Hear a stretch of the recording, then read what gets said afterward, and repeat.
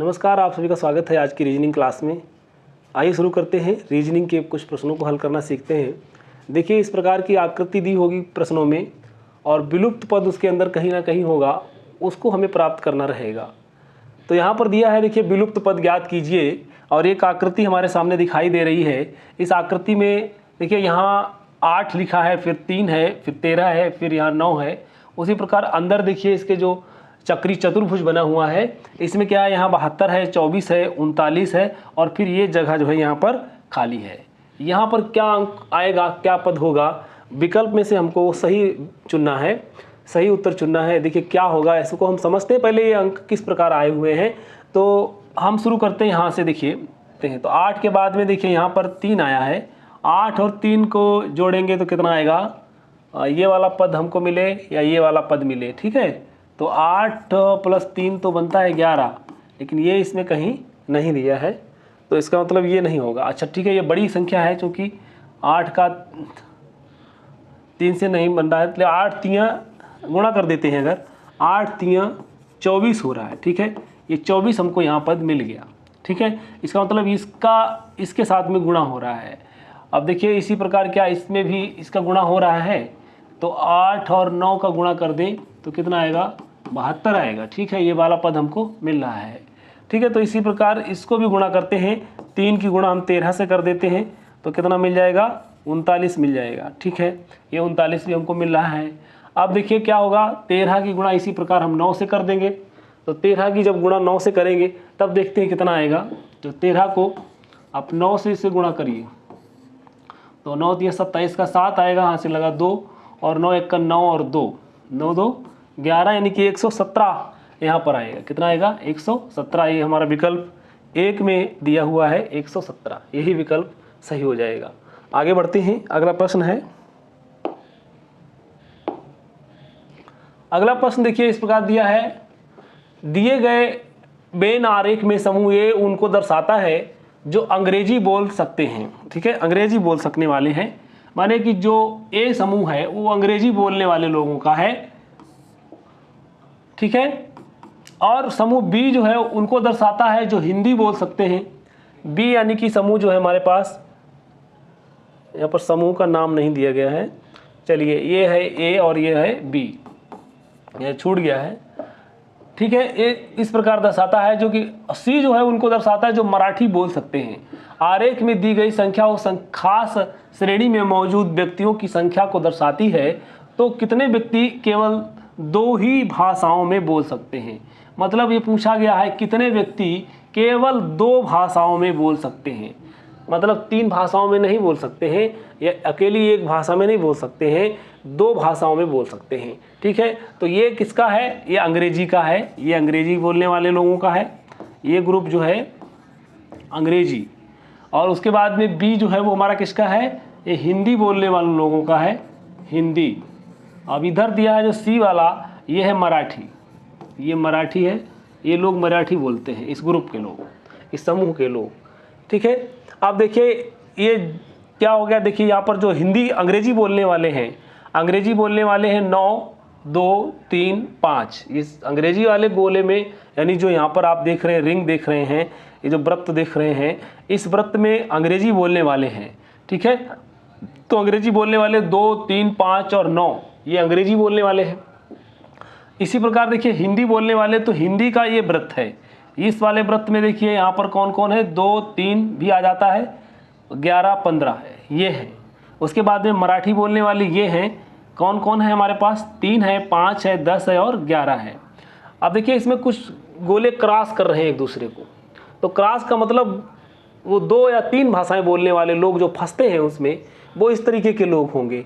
देखिए यहाँ पर क्या हुआ, इस अंग्रेजी वाले गोले में 2 और 3 हिंदी वाले गोले में फंस रहे हैं, और इस वाले गोले में 5 और 3 फंस रहे हैं, मराठी वाले गोले में। तो देखिए जो कॉमन है, इसमें पूछा गया है कि कितने व्यक्ति केवल 2 ही भाषाओं में बोल सकते हैं। कितने व्यक्ति ऐसे हैं जो केवल 2 भाषाओं में बोलते हैं। तो 2 भाषाओं में बोलने वाले कौन कौन हो जाएंगे, देखिए एक तो हमारा 5 हो जाएगा, ये बोलता है अंग्रेजी और मराठी, ठीक है, तो 5 हो गया। उसके बाद में 11 हो जाएगा, तो 11 क्या क्या बोलता है, हिंदी बोलता है और मराठी बोलता है, तो 11 हो जाएगा। अब देखिए इसके बाद में 2 हो जाएगा। 2 क्या क्या बोलता है, अंग्रेजी बोलता है और हिंदी बोलता है। क्यों? क्योंकि ये दोनों सर्किल में कॉमन है, तो इन 2 सर्किलों में कॉमन है, यानी कि ये अंग्रेजी के सर्किल में और हिंदी के सर्किल में, तो इसका मतलब ये 2 भी हो जाए, इधर जोड़ लेते हैं। ठीक है, ये 2 हो गया। ठीक है, इस प्रकार 2 भाषाओं को बोलने वाले ये लोग हो गए। अब देखिए सी यहाँ पर दिया है, सी तीनों रिंग को क्रॉस के बीच में है, यानी क्रॉस में आता है, तीनों रिंग में फंसता है। ये कौन सा, अगर यहाँ तो पूछा नहीं गया है, लेकिन सी मतलब यहाँ पर जो 3 है हमारा, ये सभी भाषाओं को बोलने वाला है, माने सी में भी, ए में भी और हिंदी में, बी में भी फंस रहा है, तो तीनों भाषाओं को बोलने वाला यहाँ पर 3 हो जाएगा। ठीक है, अब देखिए हमें पूछा तो यही गया था केवल कि कितने व्यक्ति केवल 2 ही भाषाओं में बोल सकते हैं, तो 2 ही भाषाओं में बोलने वालों की संख्या कितनी हो गई, 7, ये 2, 5, 7 और 11, तो कितनी हो गई, 18 हो गई। 18 लोग ऐसे हैं कि जो केवल 2 भाषाएं, मतलब 2 भाषाएं बोल सकते हैं। ठीक है, तो ये ऑप्शन हमारा हो जाएगा बी ऑप्शन, इसका सही आंसर हो जाएगा। आगे बढ़ते हैं, अगला प्रश्न है, प्रश्न दिया हुआ है यहाँ पर, हृदय रोग विशेषज्ञ का हृदय से वही संबंध है जो स्नायु रोग विशेषज्ञ का से है। यहाँ पर जगह खाली दी गई है, तो आप इसमें से फेफड़े, दांत, कान, मस्तिष्क, देखिए हृदय रोग का संबंध, जो हृदय रोग होता है उसका विशेषज्ञ बोलता है, जो संबंध जो होता है वो हृदय से वही संबंध है, मतलब हृदय रोग जो होता है विशेषज्ञ वो हृदय से संबंधित होता है, क्योंकि हृदय रोग विशेषज्ञ तो उसका काम क्या है कि वो हृदय की बीमारी को ठीक करेगा। सही है। अच्छा, स्नायु क्या होता है, तो स्नायु जो होता है ये मस्तिष्क से संबंधित होता है। ठीक है, स्नायु रोग होता है, स्नायु जो रोग होता है उसका विशेषज्ञ जो होता है वो किससे संबंधित होता है, मस्तिष्क के रोगों से संबंधित होता है, वो उसको जानता है, उसके उपचार को जानता है। आगे बढ़ते हैं, अगला प्रश्न है, अगला प्रश्न दिया गया है, निम्नलिखित श्रृंखला में प्रश्न चिन्ह की जगह आने वाले अक्षर का चयन करें। देखिए यहाँ पर जो प्रश्न चिन्ह दिया हुआ है, माने कि इसमें जो प्रश्न चिन्ह है यहाँ पर कौन सा अल्फ़ाबेट दिए हैं, कौन सा विकल्प आएगा, कौन सा पद आएगा, ये हमको छांटना है। तो सबसे पहले हम जान लेते हैं कि ये जो दिए गई श्रृंखला है हमारे पास किस प्रकार व्यवस्थित है। देखिए यहाँ पर जे है, फिर उसके बाद एम है और पी है, जगह खाली है, फिर वी है, वाई है। अब इनका नंबर देखिए लिखते हैं, जे कितने नंबर पर आता है, 10 नंबर पर आता है, और एम जो है वो 13 नंबर पर आता है, पी है 16 नंबर पर, और उसके बाद जगह खाली है, बी हमारे पास है 22 नंबर पर, और वाई जो है 25 नंबर पर आता है। ठीक है, अब देखिए इसमें क्या अंतर है, देखिए यहाँ पर 3 बढ़ गया और यहाँ से फिर ये 16 आ गया, यानी 13 से इसमें भी 3 बढ़ गया, जुड़ गया।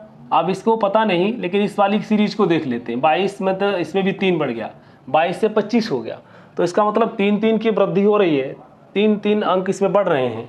तो हम इसमें ये आया था हमारे पास कौन था, पी 16, तो 16 में हम 3 बढ़ा देंगे तो कितना आएगा, 19 आ जाएगा। ठीक है, तो यहाँ पर जो रिक्त पद होगा वो 19वां अल्फ़ाबेट अंग्रेजी का अक्षर जो 19 नंबर पर आएगा वही यहाँ पर आएगा।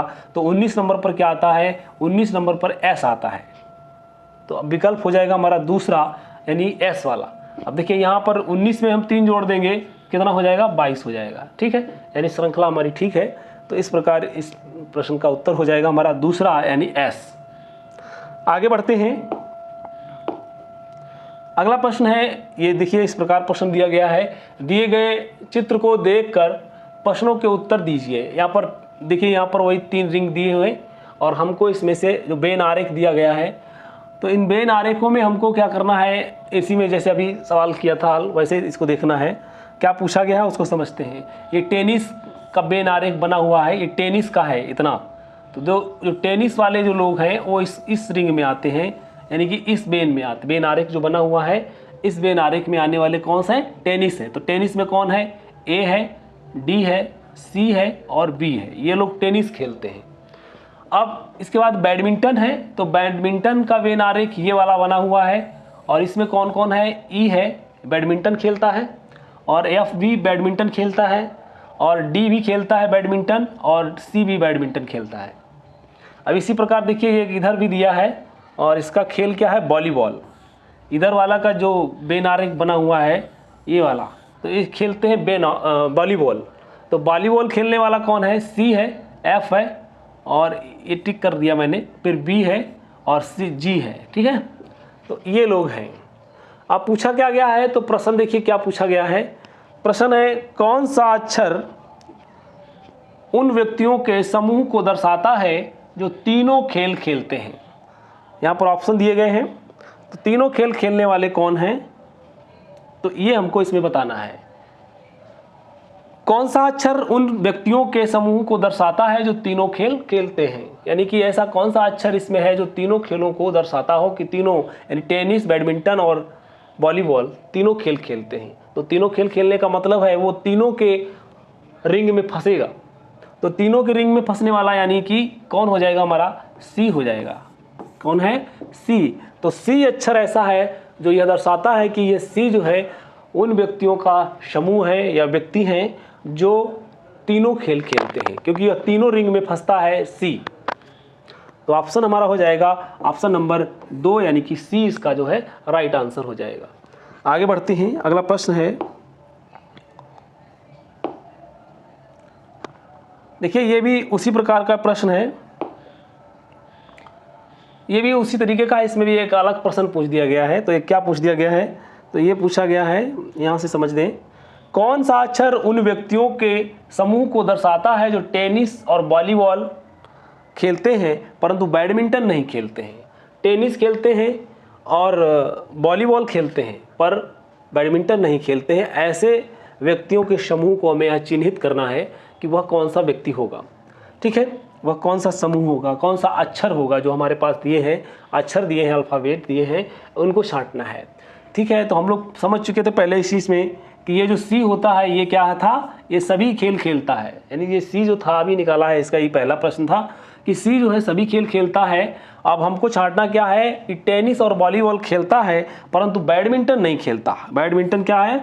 नहीं खेलता है, यानी कि वो बैडमिंटन नहीं खेलेगा।